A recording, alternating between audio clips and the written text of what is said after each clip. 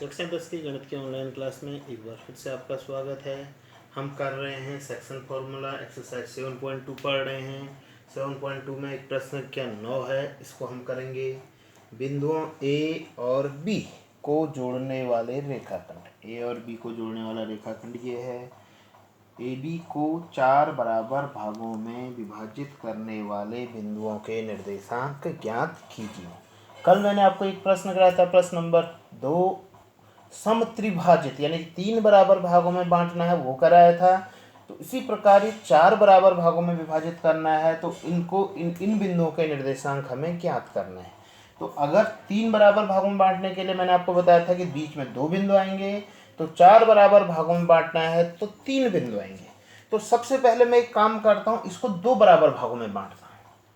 ए और बी को 2 बराबर भागों में बांटना है, तो एग्जैक्ट बीचों बीच में एक बिंदु आएगा।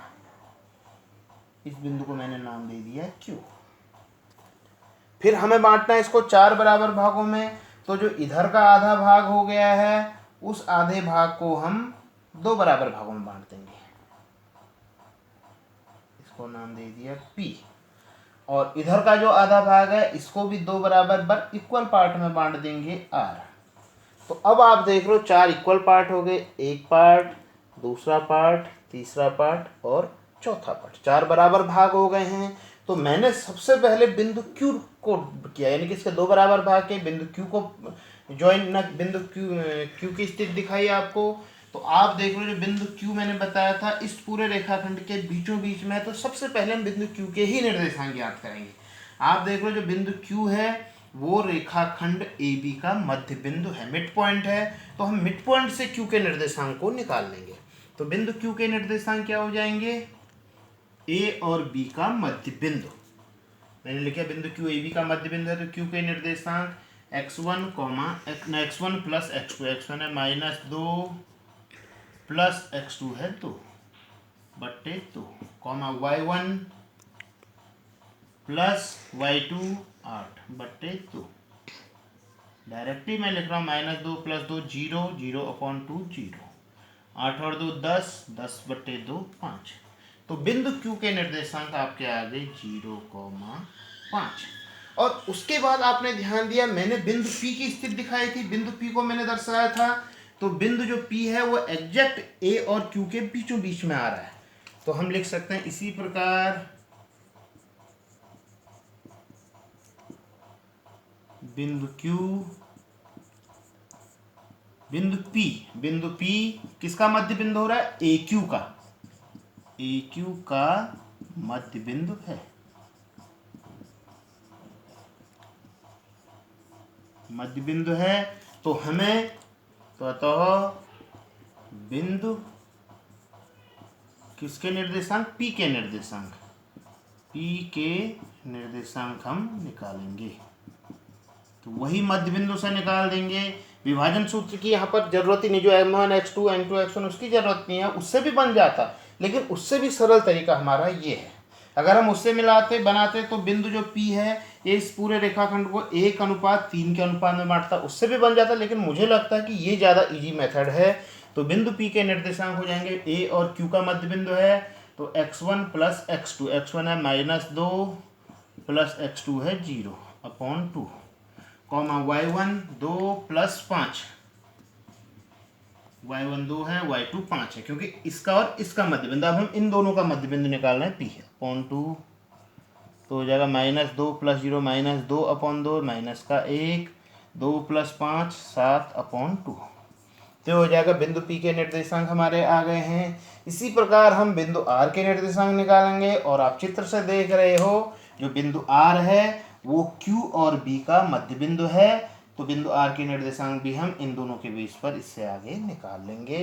तो अतः हमने इस पूरे रेखाखंड को 4 बराबर भागों में विभाजित करने वाले तीनों बिंदुओं P, Q, R के निर्देशांक निकाल दें। यहाँ पर मैं लिख भी देता हूँ -1, इसी प्रकार आप बिंदु R के निर्देशांक निकालोगे।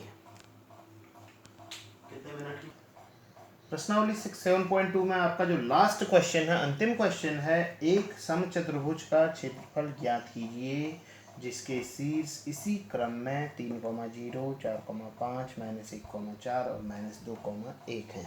मैंने आपको समचतुर्भुज बनाने का तरीका भी बताया था कि हम सीधे उसके डायगोनल बनाते हैं, डायगोनल को परपेंडिकुलर बाइसेक्ट करते हैं, समकोण पर समद्विभाजित करते हैं, फिर ए बी सी डी क्रम सीक्वेंस, इसी क्रम में ए बी सी डी क्रम बना दिया।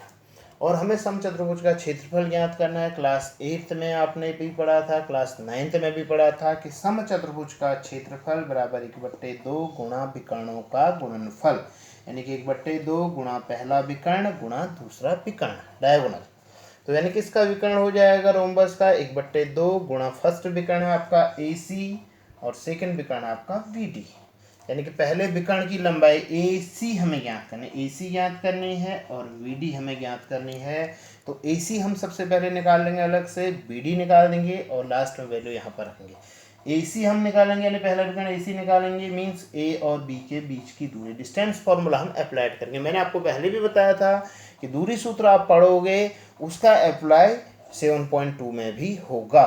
तो दूरी सूत्र के द्वारा हम AC निकालेंगे।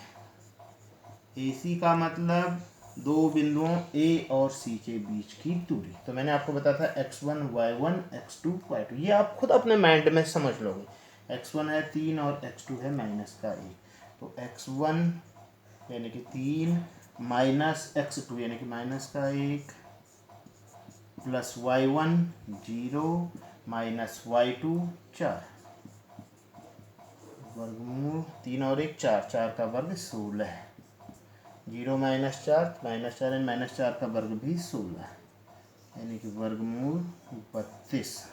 और यहाँ पर हम इसको सरल करके लिख सकते हैं। वर्गमूल 32 को हम क्या लिख सकते हैं, 4 गुणा 2, क्योंकि इससे हमारे लिए आसान बन जाएगा। बाहर आएगा एक 4 तो कितना हो जाएगा 4 वर्गमूल 2। किसका मान आया, ये AC का मान। इसी प्रकार हम निकालेंगे BC का मान, BD का मान। BD का मतलब B और D के बीच की दूरी, x1 y1 x2 y2। तो 4 माइनस 2 यानी कि प्लस का 2 प्लस y1 5 माइनस का 1 यानी प्लस का 1। दूरी सूत्र आपने पढ़ी है, 4 और 2 6 का वर्ग 36, 5 और 1 6 का वर्ग 36, वर्गमूल 72। अब वर्गमूल 72 को भी हम सरल करके लिखते हैं, 6 गुणा 6 6 6 36, 36 दूना 72। और भी छोटे गुणनखंड आप कर सकते हो, ये आपको बताया गया है। तो इसको हम लिख सकते हैं 6 वर्गमूल 2। तो यानी कि BD का मान आ गया 6 वर्गमूल 2 और AC का मान आया 4 वर्गमूल 2। तो इसलिए समचतुर्भुज का क्षेत्रफल आपका हो जाएगा, यानी कि एरिया ऑफ रोम्बस 1/2 गुणा AC। AC कितना है 4 वर्गमूल 2 गुणा BD है 6 वर्गमूल 2। तो कितना हो जाएगा, 2 से काट दें 4 को 2 बार और गुणा करें 6 दूनी 12 और वर्गमूल 2 गुणा वर्गमूल 2 2, यानी कितना हो जाएगा 12 दूनी 24। और ये क्षेत्रफल है तो इसको हम लिखते हैं वर्ग मात्रक, यानी कि इसका क्षेत्रफल आ रहा है 24 वर्ग मात्रक। और ये वाला प्रश्न मैंने आपको पहले ही बताया है कि इस बार बोर्ड परीक्षा में, उत्तराखंड बोर्ड परीक्षा में 3 नंबर का आया था। और इसको करने का तरीका यही है। एक दूसरा भी तरीका इसका बन सकता है, लेकिन अभी आपने त्रिभुज का क्षेत्रफल नहीं पढ़ा है। त्रिभुज के क्षेत्रफल के द्वारा भी इसको कर सकते हैं हम, लेकिन ये ज़्यादा प्रॉपर तरीका है क्योंकि दूरी सूत्र आपने पढ़ा है। दूरी सूत्र के अप्लाई से ये क्वेश्चन बन जाता है।